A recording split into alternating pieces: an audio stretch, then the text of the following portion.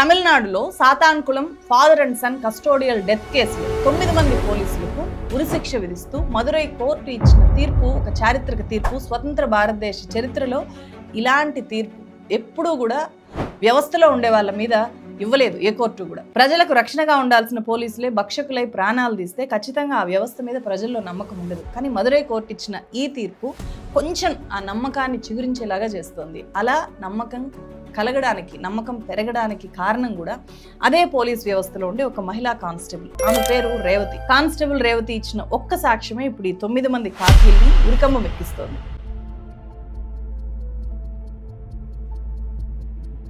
Police కస్టడీలో అసలు ఏం జరిగింది, ఎందుకు ఇంత తీవ్రమైన తీర్పుని కోర్టు ఇవ్వాల్సి వచ్చింది, సాక్ష్యాధారాలను మాయం చేయడానికి పోలీసులు ఏం చేశారు, చివరికి న్యాయం ఎలా గెలిచింది, మన తెలుగు రాష్ట్రాల్లో ఏం జరిగింది, దేశవ్యాప్తంగా కస్టోడియల్ డెత్స్ ఏ స్థాయిలో ఉన్నాయి, వాటికి పడ్డ శిక్షలు నిజంగా పడ్డాయా లేదా.